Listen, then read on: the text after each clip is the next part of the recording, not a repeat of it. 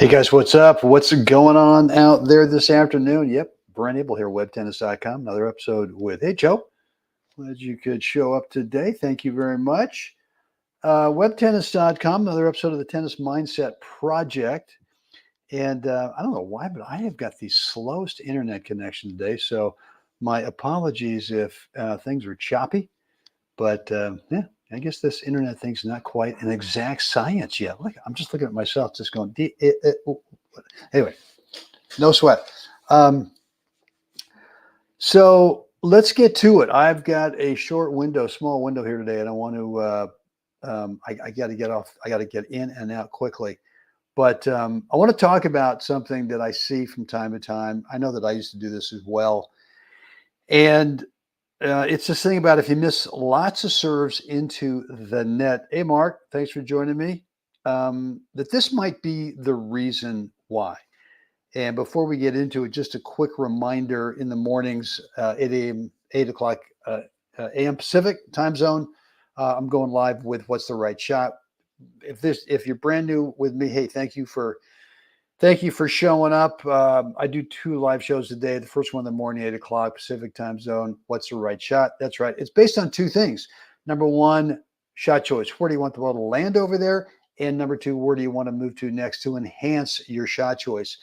And really what I do is just cherry pick a point from either one of my matches or someone else's matches. And we just feature that one point. I start the video and pause it right as one of the players is about to play a shot and ask you, what do you think's the right shot? And so we get to learn a lot more about how to play the game of tennis through shot choice and next best court positioning, rather than always just going out there and grinding endlessly on a topspin forehand or whatever it is. So if you've not seen what I'm doing, you certainly can see the replays, which are on my YouTube channel. That's the first playlist on the YouTube channel. So that's what I do every morning. Hope you can join me. So look, I see this a lot where, and again, like I used to do this, and it was kind of weird, where in the warm-up of a match or the warm-up of a practice, whatever, it's like I couldn't miss a serve, right? Everything's nice and easy and flowing. And certainly the first 3 or 4 serves is kind of slow. I'm not going 100%, obviously, but picking up speed as we're getting out to, maybe practice serves number 12 through 16, something like that, whatever the number is. But it was rare for me to ever hit a serve into the net when I was warming up. And like I said, the last half dozen were kind of at full speed. And I see this a lot where players do this, right? They just don't ever miss in the warm-up. And then when the match gets started, all of a sudden, a lot of serves, especially first serves, are going into the net. And so the reason for me, and I think for a lot of other players as well, if you're not missing in the warm-up, but then you get in the match and you start burying some serves in the net, you're just trying to get ready for the return coming back too early. You're abbreviating. You're kind of cutting off that last, even though it's not perceptible, you're cutting off the last 5 or 10% of your serve technique by typically just kind of jackknifing at the waist, trying to get ready for that return coming back. And you're just doing it too soon. You're not finishing. So how does this work into mindset stuff or into the mental part of the game?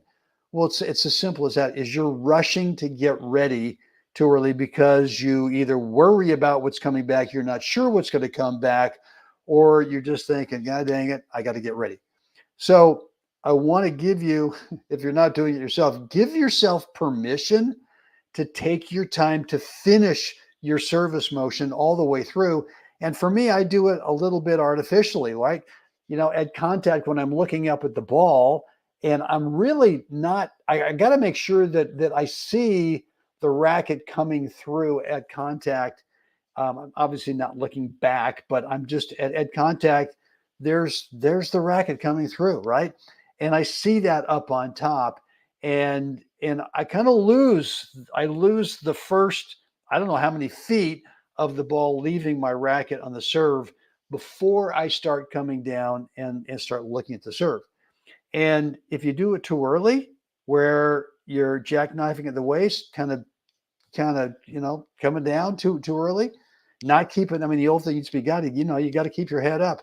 Well, there's a reason why. One of the reasons is that you end up finishing the service motion, the technique, without rushing to get ready too soon.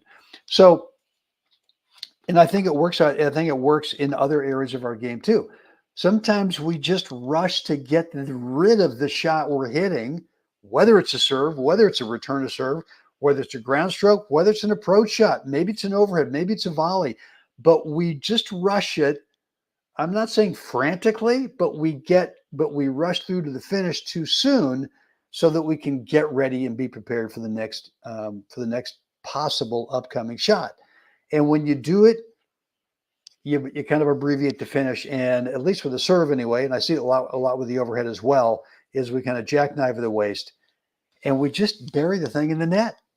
So if that's happening to you, I just gave you the answer of what to do, right? Make sure that you finish it. And for me, it's artificial. I just keep my eyes up there at contact longer so that I make sure that I finish it. And the same thing in the overhead, right? I make sure in the overhead, I really keep my head up and my eyes at contact artificially longer than what I think that I should. And sometimes when we exaggerate the finish, we talk a lot about the look of Fed, right? That Fed head, the way that Roger just has had this look of the ball's left, he's finished the stroke, and he's still looking right down there at contact. Well, you can do that on the serve as well. You can be looking up at contact longer than what might feel natural. And I think you get a better serve out of it as well. So I hope this has been helpful. Look, guys, if you like today's short episode, please click the like button. Make sure you subscribe, hit that notification bell as well, so you are always alerted anytime I go live and or upload new content.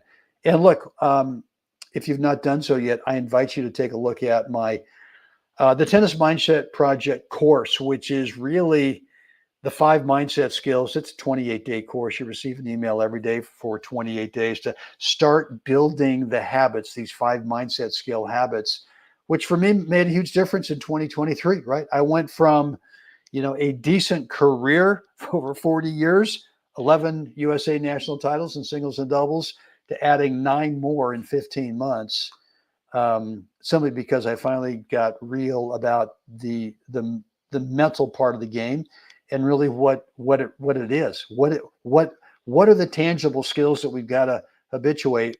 I came up with 5 of them, and I invite you to take a look at the course if you haven't done so yet. There's a link down below that will take you to where you can get some more information and you can get signed up. And the guarantee I have is pretty crazy. It's a results guarantee, meaning that if you don't get the result you want, and the result I'm saying is you follow this thing for a month, and I think with a few more months after that, you are going to start beating players that you've never beaten before in singles, and or if you're playing with the same doubles partner, maybe there's a team out there, you guys play close, but you just can't get the win. I'm going to guarantee if you pick up the course that you will. So right down below in the description area, you will find the link if you're over on YouTube to get signed up for the course. All right, guys, that is it for me today. Hope this has been helpful. And as always, I love to read your comments, your questions, remarks. You can do it here at YouTube or Facebook, or just shoot me an email if you want to keep the conversation private over to brent@webtennis.com. There's the email address right there in front of you. And as always, now it's time. We got to get out there. We got to help someone else. Have a spectacular day, guys. Thanks for hanging out, and see you again next time.